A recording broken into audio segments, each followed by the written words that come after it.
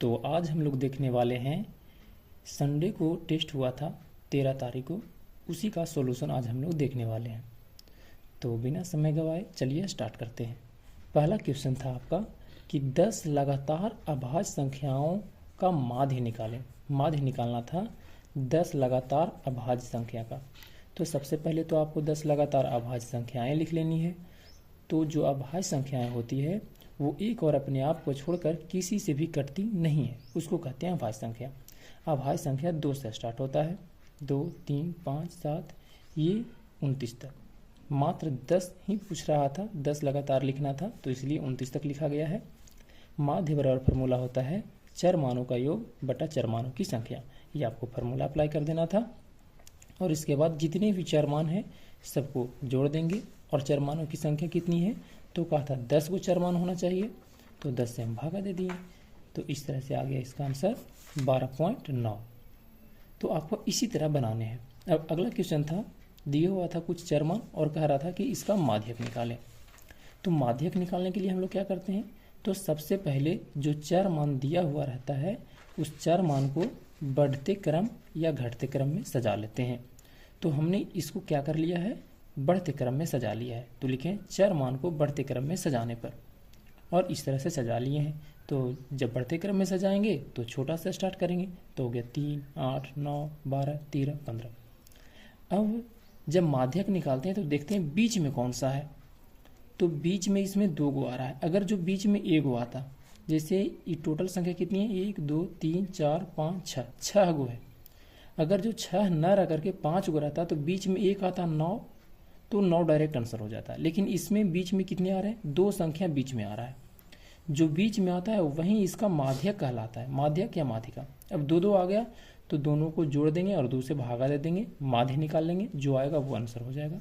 तो आ गया इसका 10.5। ये बहुत आसान था। इसी तरह से अगला क्वेश्चन दिया हुआ है, क्वेश्चन नंबर 3 में माध्य निकालना था और ये विद्यार्थी की संख्या दिया हुआ था। विद्यार्थी की संख्या 2, 5, 3, 8, 4 दिया हुआ है और इसका प्राप्तांक दिया हुआ था 5, 2, 5, 10, 2। तो इसको हम लोग x कहते हैं और इसको कहते हैं f। तो जब x और f दिया हुआ रहेगा तो सबसे पहले हम लोग fx निकाल लेंगे। क्यों निकाल लेंगे fx, क्योंकि माध्य बराबर फार्मूला होता है f sigma fx by sigma f।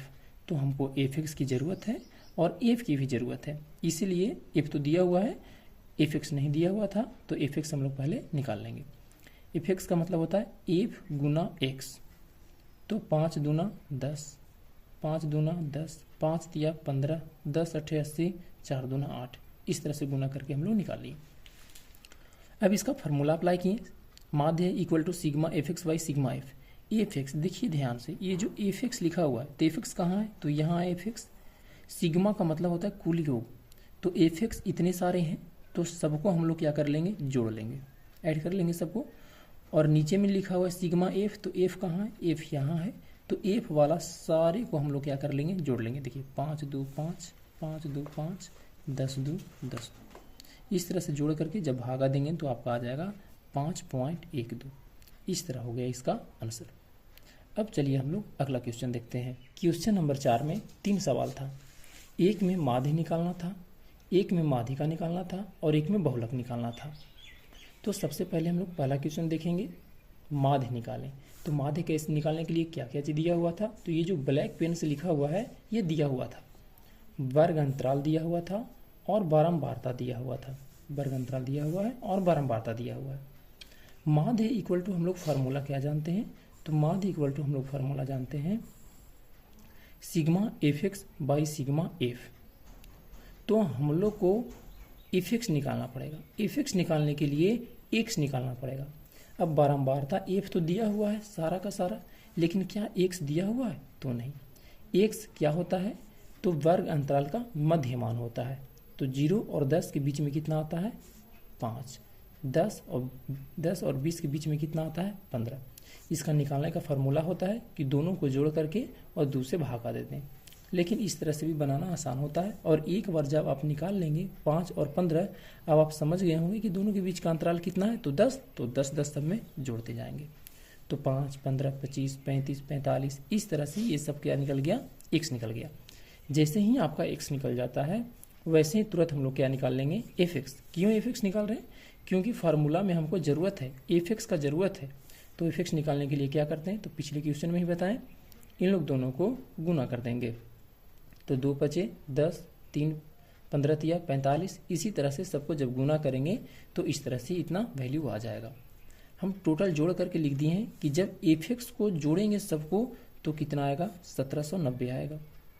क्यों हम जोड़ करके पहले ही रख लिए, क्योंकि फार्मूला में सिग्मा fx बटा सिग्मा f, सिग्मा fx का मतलब होता है fx वाला जितना है ये सबका कुल योग, तो कुल योग हम पहले ही निकाल लिए। सिग्मा f का मतलब होता है ये जो बारंबारता है उसका कुल योग, तो इसको भी जोड़ करके हम यहाँ पर लिख लिए हैं। ठीक है, तो सिग्मा fx की जगह पर हम लिख दिए 1790 और सिग्मा f की जगह पर लिख दिए हैं 36। जब इसको काटें तो इतना आ गया, भागा दिए 18 से तो ये आ गया 49.72। ऐसे 7 2 पढ़ा जाता है, पॉइंट के बाद वाला को एक एक लेटर पढ़ा जाता है, एक एक डिजिट। तो इस तरह से इसका हो गया आंसर। तो हम लोग देख लिए माध्य किस तरह से निकाला जाता है। अब इसके बाद देखेंगे जो चौथा का दूसरा सवाल था, माध्यिका निकालें। क्वेश्चन नंबर 4 का दूसरा सवाल में माध्यिका निकालना था। तो माध्यिका निकालने के लिए हमें क्या चाहिए, तो सबसे पहले तो फार्मूला पता होना चाहिए। फार्मूला इसका क्या है, तो ये फार्मूला है, माध्यक बराबर L plus n/2 minus capital F बटा स्मॉल f गुने I। अब इसमें कैपिटल F लिखा हुआ है, तो कैपिटल F तो मालूम है नहीं, तो सबसे पहले कैपिटल F निकालेंगे। कैपिटल F का मतलब होता है संचयी बारंबारता। ये जो है ये स्मॉल f दिया हुआ था, ये ब्लैक पेन से लिखा हुआ इतना दिया हुआ था, ये हम संचयी बारंबारता निकाले हैं। जो कि कैसे निकाला जाता है, तो जोड़ करके, शुरू में ये 2 है तो 2 ही लिखेंगे, इसके बाद 2 में 3 को जोड़ेंगे, कितना आ गया, तो 5, फिर 5 में 5 को जोड़ेंगे तो कितना आ गया, 10, 10 में 4 को जोड़ेंगे तो कितना आ गया, 14, 14 में 6 को जोड़ेंगे तो कितना आ गया, 20। इसी तरह से जोड़ जोड़ करके हमने इसको निकाल रखा है। तो सबसे पहले तो आपको ये निकालना पड़ेगा। इसके बाद जब ये निकल जाएगा तो हम लोग देखेंगे एन का मतलब होता है बारंबारता का कुल योग। बारंबारता का कुल योग कहने का मतलब ये जो छोटा f है इस सब को जोड़ेंगे तो कितना आएगा, 36 आएगा। और ये 36 आपको दोबारा जोड़ने की जरूरत नहीं है, क्योंकि आप पहले ही एक बार जोड़ दिए हैं। जब आप पहले ही एक बार जोड़ चुके हैं तो दोबारा जोड़ने की आवश्यकता नहीं है। जो संचयी बारंबारता का लास्ट वाला संख्या होता है वही बारंबारता का कुल योग होता है। ठीक है, जब आपका कैपिटल N निकल गया तो तुरंत हम लोग निकालेंगे n/2, n/2 2 से भागा दे देंगे तो आ गया 18। इसके बाद तुरंत निकालेंगे माध्यक वर्ग। एकदम देखिए सीरियल से इस तरह से बनाना है आपको। माध्यक वर्ग क्या होता है फार्मूला, तो n/2 से ठीक बड़ी संचयी बारंबारता वाला वर्ग अंतराल। तो n/2 कितना आया, 18 है। ठीक है, और n/2 से ठीक बड़ी क्या होनी चाहिए, संचयी बारंबारता। मतलब कि 18 से बड़ा कौन है, संचयी बारंबारता। तो संचयी बारंबारता तो यही सब लिखा हुआ है। तो 18 से बड़ा 20, 18 से बड़ा तो यही सब है, लेकिन कहता है ठीक बड़ी मतलब उसके जस्ट बाद वाला कौन है, तो 18 से बड़ा कौन है, 20। तो 20 वाला ये जो वर्ग अंतराल दिखाई पड़ रहा है यही हो जाएगा माध्यक वर्ग। तो माध्यक वर्ग लिख दिए कितना, 40 से 50। अब इसका जो शुरू वाला है उसी को कहा जाता है L, तो L का मान हो गया 40। अब इसके बाद इसमें बड़ा f का ज़रूरत है, n/2 तो निकल चुका है, L भी निकल गया 40, n/2 हम लोग पहले ही निकाल चुके हैं 18। अब 2 और चीज़ बचा हुआ है, एक छोटा f और एक बड़ा f और एक I, 3 चीज़ बचा हुआ है। तो छोटा f किसको कहते हैं, तो ये जो माध्यक वर्ग निकाल करके लाए हैं इसके सामने वाला को ही कहते हैं छोटा f। छोटा f के सामने ये है तो बहुत सारा, लेकिन इसके सामने वाला को ही कहेंगे छोटा f। ये हो गया 6, तो छोटा f का मान कितना, 6। और बड़ा f का मान कितना, तो बड़ा f में लोग मिस्टेक कर देते हैं, लोग इस 20 को लिख देगा, लेकिन ऐसा नहीं है, इसके जस्ट पहले वाला लिखना रहता है, यानी कि ये 14। ये जो 14 है ये हो गया बड़ा f का मान। ठीक है, इसके बाद I क्या होता है, तो I वर्ग अंतराल की लंबाई होती है। तो वर्ग अंतराल की लंबाई कैसे निकालते हैं, तो देख लीजिए कितना का अंतराल है, तो घटा के देख लेंगे, 50 और 40 है, तो 50 माइनस 40 तो आ गया 10।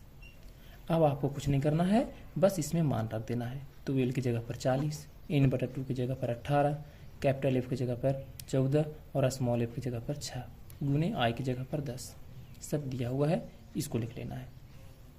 जब आप इसको सोल्व करेंगे तो 40 प्लस 18 में से 14 गया, 4/6 काट दिए, आ गया 20/3, तो आ गया ये 40 प्लस 6.66 तो जोड़ें तो आ गया 46.66।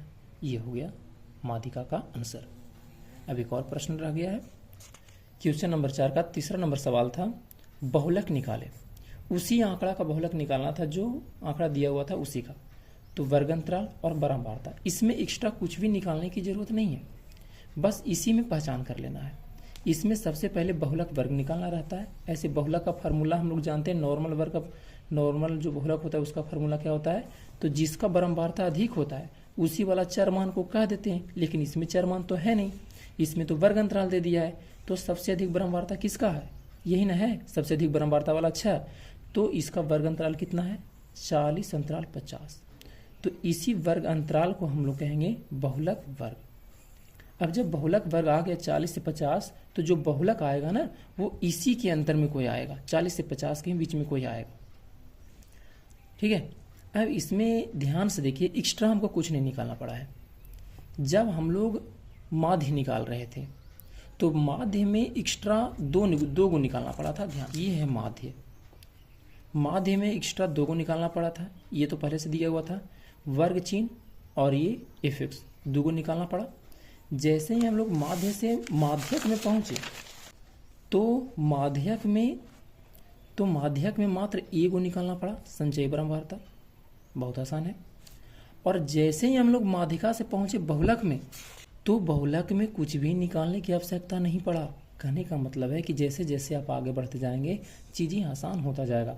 माध्य में आपको 2 चीज़ निकालना पड़ रहा था, माध्यक में 1, और बहुलक में एक्स्ट्रा कुछ भी निकालने की आवश्यकता नहीं है, बस इसी में पहचान करना है बहुलक वर्ग। तो बहुलक वर्ग किसको कहेंगे इस समय से, तो जिसका बारंबारता सबसे अधिक होगा। तो सबसे अधिक बारंबारता 6 है, तो इसका वाला वर्ग अंतराल ये हो गया, कह दिए 40 से 50। अब एल किसको कहते हैं, तो पहले ही हम लोग जान गए कि एल कहते हैं शुरू वाला को, वर्ग अंतराल की, बहुलक वर्ग की निम्न सीमा को। ठीक है, तो एल बराबर हो गया 40। हाँ, इसका फार्मूला आपको याद करना पड़ेगा, ये हो गया फार्मूला इसका। तो फार्मूला क्या होता है, L plus F note minus F minus 1 बटा 2 F0 minus F minus 1 minus F1 गुने आई। याद करने का तरीका क्या है कि एल तो याद रहेगा, ऊपर में एफ नोट और नीचे में 2 F0। ठीक है, और ध्यान से देखिए एफ नोट किसको कहते हैं, तो एफ नोट इसी को, ये जो 6 है ना, 6 को ही कहते हैं एफ नोट, और इसके ऊपर वाला को minus F note, minus F minus 1, और इसके नीचे वाला को F1। तो आपको याद रहेगा, ऊपर में ऊपर वाला को घटाना है और नीचे में दोनों को घटाना है, ऊपर वाला भी और नीचे वाला भी। ठीक है, तो इस तरह से आपको याद भी रहेगा। अब कुछ नहीं करना है, बस सबका मान रख लेना है। तो अभी क्या बताएं, ये जो 6 है, 6 को F नोट कहते हैं, और इसके ऊपर वाला को F माइनस 1 कहेंगे, और नीचे वाला को F1 कहेंगे। देखिए हमने सारा का मान लिख रखा है। आय क्या होता है, तो वहीं वर्ग अंतराल की लंबाई, तो घटा करके देख लिए कितना है, 10 है। अब इसमें मान पुट कर देंगे, 40 प्लस एल का मान 40 हो गया, एफ नोट का मान 6 हो गया, एफ माइनस 1 का मान 4 हो गया। इस तरह से सबका मान पुट कर लिए हैं और इसको सोल्व करेंगे। सोल्व करेंगे तो आपका आंसर कितना आ जाएगा, 44 आ जाएगा। क्वेश्चन नंबर 5, क्वेश्चन नंबर 5 में था यूक्लिड एल्गोरिदम की सहायता से मसा निकालें। ये मसा निकालना बहुत आसान होता है। ये फार्मूला होता है ए बराबर बी क्यू प्लस आर, और ये फार्मूला सब लोग पहले से ही जानते हैं। ये कौन सा फार्मूला है, तो भाज्य बराबर भाजक गुने भागफल प्लस शेष, इसी फार्मूला पर इसको बैठाया गया है। तो हम लोग भागा देते हैं, तो इस तरह से भागा दिए हैं। इस तरह से मसा सबको निकालने आता है, तो इस तरह से निकाल करके और इसको सजा लेंगे। तो सबसे पहले 624 से भागा देंगे, 1632 में बड़ा वाला में भागा दिया जाता है छोटा वाला से, 2 बार में लगा, शेषफल आया 384। तो सबसे पहले इतना को लिखेंगे, तो इतना को लिखेंगे तो क्या लिखाएगा, भाज्य बराबर भाजक गुने भागफल प्लस शेष, तो वहीं लिखा हुआ है 1632, फिर 624, इसके बाद 2 बार में लगा तो 2, इसके बाद 384 आ गया शेषफल। तो जो दिया हुआ था बड़ा वाला को पहले लिखे हैं और ये छोटा वाला को बाद में लिखे हैं। ठीक है, जितना से लगाएं उसको यहाँ लिखें और शेषफल को यहाँ लिखें। जब इसके बाद जब लिखेंगे तो पहला वाला गायब हो जाएगा और ये तीसरा नंबर वाला गायब हो जाएगा। अब इसको लिख देंगे आगे और इसको लिख देंगे इसके पीछे। अब दोबारा भागा देंगे, कितना बार मिलेगा तो एक बार मिलेगा, तो एक यहाँ लिख दिए और प्लस जो शेषफल बचा 240 उसको यहाँ लिख दिए। फिर जब अगला बार लिखेंगे तो ये क्या बोले, पहला वाला गायब हो जाएगा तो ये गायब हो गया और तीसरा नंबर वाला गायब हो जाएगा। ये दो बचा तो इसको यहाँ लिखेंगे और इसको यहाँ लिखेंगे। फिर भागा देंगे, एक बार में लगा तो एक लिखेंगे, जो शेषफल बचा उसको लास्ट में लिखेंगे। तो इसी तरह से पूरा प्रक्रिया कर देना है। जब तक कि शेषफल 0 नहीं आएगा हमें भागा देते रहना है। ये आपको क्लास में बहुत अच्छे से बताया गया है। तो इसका आंसर आ जाएगा 48। ये इसका आंसर आ गया। तो इसको इस तरह से सजा करके लिख लेना है। इसके बाद एक और क्वेश्चन था जो सिद्ध करना था कि √3 एक अपरिमेय संख्या है और ये भी बहुत अच्छे से आप लोगों को बताया गया है। तो सबसे पहले इस तरह से लिखेंगे, माना कि √3 एक परिमेय संख्या है। अगर जो वो परिमेय संख्या है सिद्ध करना है अपरिमेय, लेकिन मान रहे हैं परिमेय। क्यों? क्योंकि हमको सिद्ध करना है कि अगर जो परिमेय होगा तो देखो भाई परिमेय वाला ये कंडीशन फॉलो नहीं करता है, इसलिए परिमेय होना संभव नहीं है। तो कौन सा संख्या हो जाएगा? अपरिमेय हो जाएगा। तो माने कि परिमेय है तो ये p/q के फॉर्म में था। परिमेय जो संख्या होता है वो p/q के रूप में होता है, जहाँ p और q एक पूर्णांक है। फिर दोनों तरफ वर्ग कर दिए तो इस तरह से आया। फिर यहाँ पर देखिए q² है, q² है तो a q को यहाँ भेज दिए तो ये हो गया 3q बराबर p²/q। अब ये जो q है एक पूर्णांक है तो ये 3q कैसे संख्या हो जाएगा, तो यह भी एक पूर्णांक हो जाएगा। तो लिख दें कि 3q क्या है? पूर्णांक है। इसके बाद हम क्या लिखें कि p और q में कोई उभयनिष्ठ गुणनखंड नहीं है, इसलिए p²/q इधर वाला ये वाला ये कैसा संख्या है? तो भिन्न संख्या है, भिन्न संख्या है। इधर वाला आया पूर्णांक संख्या और इधर वाला आया भिन्न संख्या।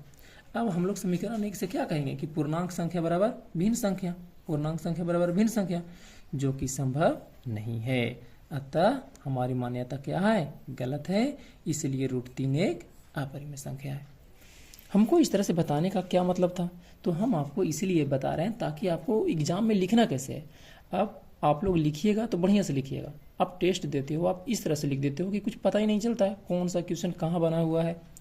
अब आपको इसी तरह से साफ साफ बनाना है, ठीक है? उस तरह से हमको चेक करने में भी बढ़िया लगता है। तो चलिए ठीक है, अब आप लोग पढ़ाई पर ध्यान दीजिए।